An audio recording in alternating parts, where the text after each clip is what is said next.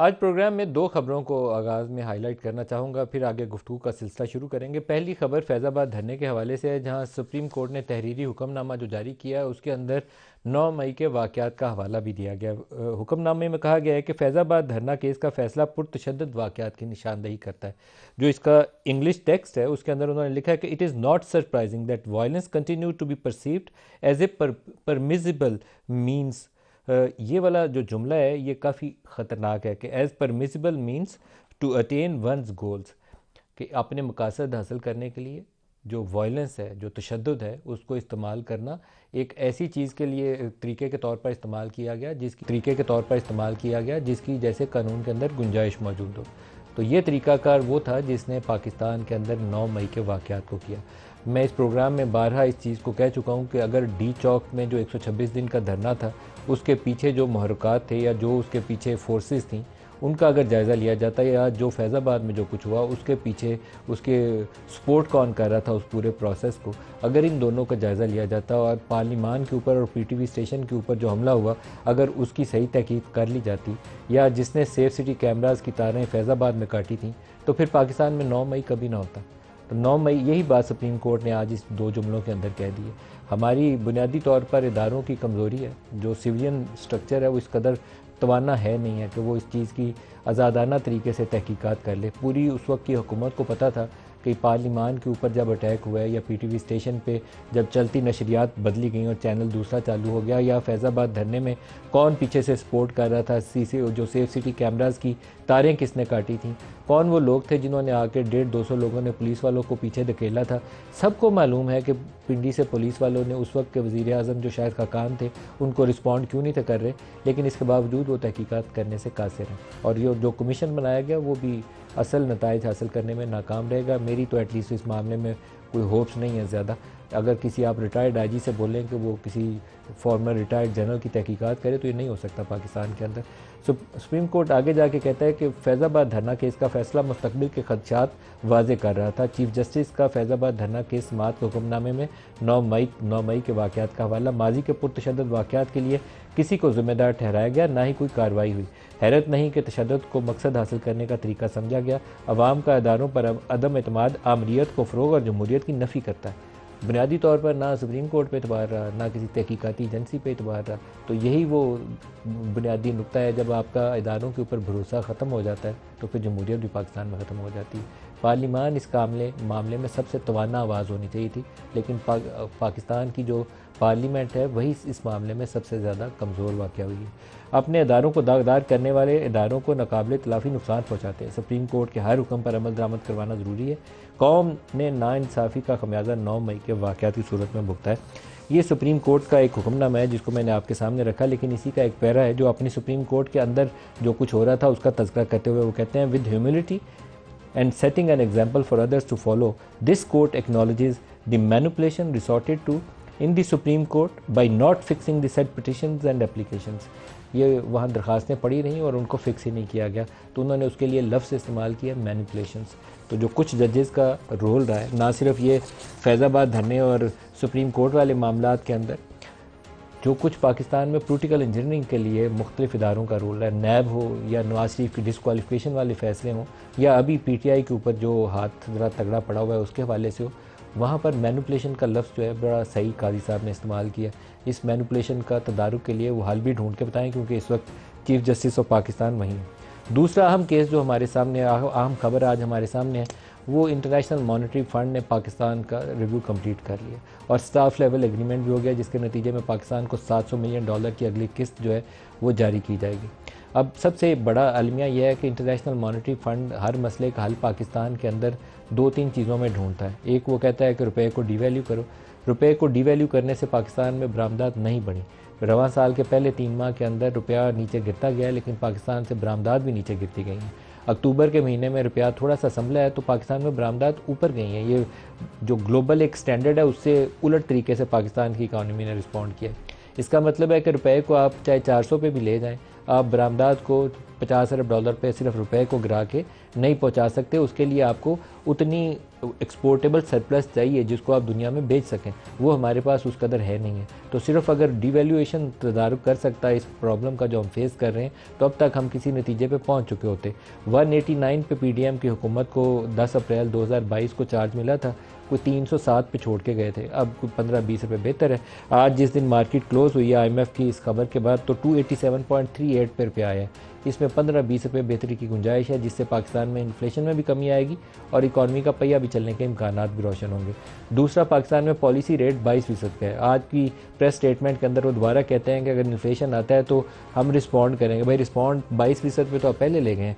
अब जो असल मसला ये है कि इम्पोर्टेड इन्फ्लेशन है और आप यूटिलिटी कॉस्ट बढ़ा रहे हैं, बिजली का बिल ऊपर कर रहे हैं, 1 नवंबर से गैस की कीमतें ऊपर कर रहे हैं। कौन सा ऐसा जादू का चिराग होगा कि पॉलिसी रेट ऊपर करते जाएं और साथ बिजली के बिलों की और पेट्रोलियम की मसनूआत की कीमतों में इजाफा करते जाएं, रुपए को गिराते जाएं और इन्फ्लेशन काबू में नहीं आएगा। ये इम्पोर्टेड इन्फ्लेशन है और आपकी जो एडमिनिस्ट्रेटिव डिसीजंस हैं यूटिलिटी कॉस्ट बढ़ाने के, उसका नतीजा है। तो इसलिए पॉलिसी रेट को नीचे लाना चाहिए। नवाज़ शरीफ साहब अपने आप को तकरीबन आई थिंक वो यकीन कर चुके हैं कि अगले वज़ीर-ए-आज़म वही हैं। उनके मुख्तलिफ बयानात जो हैं उससे उसकी रिफ्लेक्शन होती है।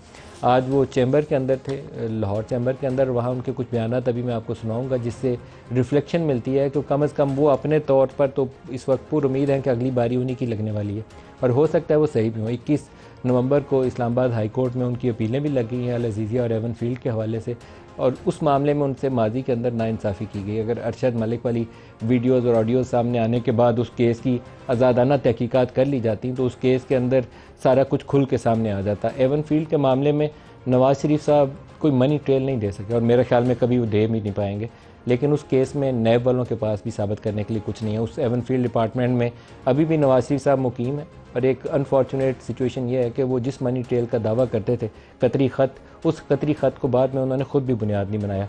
तो ये पाकिस्तान की रियलिटी है। यहाँ से बेशतर लोग, अगर आप एजवेड रोड की तफसीलात लें कि वहाँ कितने पाकिस्तानी एलीट के अपार्टमेंट्स या वहाँ पे घर मौजूद हैं लंदन शहर के अंदर, तो कोई एक बंदा भी ऐसा नहीं होगा जो अपनी मनी ट्रेल आपको दे पाएगा। सारे इसी तरीके से पैसा यहाँ से लेके गए हुए हैं। इसका मतलब ये नहीं है कि इसके लिए आंखें बंद करके खामोशी इख्तियार कर ली जाए। इसके लिए तरीक़ाकार वज़ा करने की ज़रूरत है। या तो उनको डिक्लेरेशन करने के लिए पाबंद करें या कोई ऐसा तरीक़ाकार वज़ा करें कि यहाँ कानूनी तरीके से कोई लेकर जाए और अपने वसाइल का सही जो इस्तेमाल है वो बयान भी कर सके। कागज़ों में देखें तो इनकी बेशतर लोग आपको गुर्बत का शिकार नज़र आएंगे। टैक्स की, इनकी इनकम टैक्स की अमाउंट देखें तो पार्लिमान में बड़ी तादाद, कोई 99% लोग ऐसे हैं जो अपने मौजूद दस्तियाब, जो उनके दस्तियाब वसाइल हैं, जो उनका लिविंग स्टैंडर्ड है, उससे मुताबिकत ही नहीं रखती उनकी टैक्स रिटर्न। टैक्स दे रहे होंगे 50,000, 2 लाख, 5 लाख, 10 लाख और अरबों रुपए की एम्पायर के ऊपर मालिक बन के बैठे हुए हैं। नवाज़ शरीफ साहब का केस भी उस मामले में बाकियों से डिफरेंट नहीं है। शहबाज शरीफ साहब का एक 26 अरब का केस था जिसकी मैंने कई दफ़ा मिसाल दी है। वो टिपिकल केस है जो पाकिस्तान के बिजनेसमैन तरीक़ाकार इस्तेमाल करते हैं टैक्स एवेजन के लिए। पैसा घुमा के दुबई लेके जाते हैं, दुबई से हुंडी के ज़रिए रेमिटेंस करके वापस लाते हैं, वो टैक्स एग्जम्प्ट हो जाता है। बाकी लोगों को उसके ऊपर 35-40% टैक्स देना पड़ता है और 26 अरब रुपया आपने बचाया तो इसका मतलब है कि 9-10 अरब की उसमें टैक्स एवेजन की गई है। तो शहबाज शरीफ को कम अज़ कम वज़ीर-ए-आज़म पाकिस्तान या वज़ीर-ए-आला पंजाब होते हुए अगर ये भी उसी ज़ुमरे में आते हैं तो अफसोसनाक पहलू है, फिर ये बाकी लोगों से टैक्स नहीं ले सकते थे। लेकिन इनका वो केस अब किसी खूह खाते में जा चुका है, तभी खुलेगा जब ये दोबारा किसी मुश्किल में आएंगे। जब तक इनकी जफ्फी पक्की है तब तक उस केस के ऊपर भी आगे बढ़ने का कोई इम्कान नहीं। नवाज़ शरीफ साहब के जो आज के बयानात हैं, पहला उन्होंने शहबाज शरीफ के इस्तीफ़े के हवाले से, आज ये उस वक्त का तज़किरा है 25 मई जब इमरान खान ने इस्लामाबाद की तरफ लॉन्ग मार्च पेशावर से शुरू कर दिया था और हम लोगों ने यहाँ टीवी चैनल्स पे एक क्लिप चलाए थे कि शाह महमूद कुरैशी इमरान खान के साथ बैठे हुए हैं और उन्हें किसी की कॉल आई है। बुनियादी तौर पर वो इस्टेब्लिशमेंट से वो कॉल की गई थी शाह महमूद को और मैसेज ये दिया गया था कि इस धरने को पोस्टपोन करें। सूरत हाल इकॉनमी की इतनी बुरी थी, IMF का एग्रीमेंट उस वक्त भी सर पे बैठा हुआ था, मेक और ब्रेक था कि पता नहीं इकॉनमी ने बचना है या डिफ़ॉल्ट करना है। तो शहबाज शरीफ ने अपने तौर पर यह तय कर लिया था PMLN ने कि वो स्टेप डाउन करेंगे, नए इंतखाबात की तरफ जाएंगे। लेकिन जब इमरान खान बजिद रहे कि नहीं धरना तो होगा और मैं तो यहाँ पहुँचूँगा डी चौक की तरफ, तो इसके ऊपर फिर उस वक्त की PDM की जमातों ने कहा कि ये पसपाई होगी हमारी कि अगर वो डी चौक की तरफ धरना लेकर आएँ और हम डर के मारे इस्तीफ़ा देकर चले जाएँ तो हम स्टेप डाउन नहीं करते।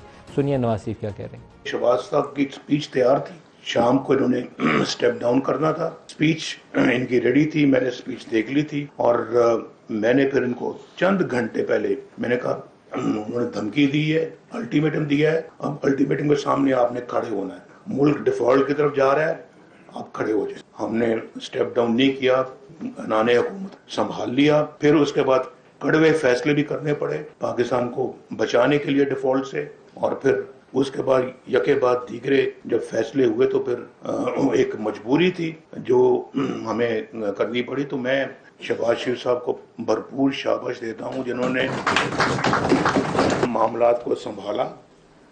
ये जो आखिरी जुमला है इनका नवाज शरीफ साहब का कि मैं इनको भरपूर शाबाश देता हूँ कि उन्होंने शहबाज शरीफ ने मामलात को संभाला, आई थिंक ये भी नवाज शरीफ की मजबूरी है ये कहना, क्योंकि उनका छोटा भाई है और उनकी जमात का फ़िलहाल सदर भी वही है। 16 माह में जितना इकनॉमिक क्राइसिस को एग्रीवेट करने में और कॉम्प्लिकेट करने में सिचुएशन को शहबाज शरीफ की हुकूमत ने रोल अदा किया। 100 बंदों की काबीना रख के जब इनसे कारकर्दगी नहीं दिखाई गई तो उसका ज़िम्मेदार कोई और नहीं था, ख़ुद शहबाज शरीफ और PDM की हुकूमत थी, तमाम उज़रा, कोई एक एक्सेप्शन नहीं है। दूसरा जुमला जो नवाज शरीफ साहब का आज हमने आपके लिए निकाला है, वो कह रहे हैं कि मैंने डार साहब को बोला है कि ऐसी पॉलिसी बनाएं जो आइंदा के लिए कारगर साबित हो और कैसे इंसेंटिव देंगे। ये पहले सुन लें फिर इसके ऊपर बात करते हैं, दिखाइएगा। डार साहब ऐसा कोई जो है वो आप बनाएं जो है वो निज़ाम कि जो पैसा इंडस्ट्री में जाता है या जाए, इंडस्ट्री में कोई क्वेश्चंस ना पूछें आप उससे। पाकिस्तान में टैक्स इंसेंटिव्स इंडस्ट्री बहरहाल नहीं, अगर ग्रीन फील्ड प्रोजेक्ट्स आते हैं तो बैड अप्रोच नहीं होगी कि आप उसको इंकरेज करने के लिए कोई सहूलत नहीं। पिछली हुकूमत में PTI ने रियल एस्टेट सेक्टर को ऐसी सहूलत दी थी। उसका नतीजा ये था कि पाकिस्तान में लोगों ने अपनी सनतें बंद कर दी, कारखाने बेच दिए और हाउसिंग सोसाइटीज़ बना ली। तो बहरहाल कोई भी पॉलिसी बनाई जाए उसके मुस्बत और मनफी पहलुओं को सही से नज़र रखनी चाहिए। इमरान खान की नाकस पॉलिसी थी, उससे पाकिस्तान में मसाइल बढ़े, उस वाली पॉलिसी से फ़ायदा नहीं हुआ। तो आइंदा भी पॉलिसी वो बनाएं जो सस्टेनेबल हो, पाकिस्तान महदूद वसाइल के साथ मुल्क को लेकर आगे बढ़ सके।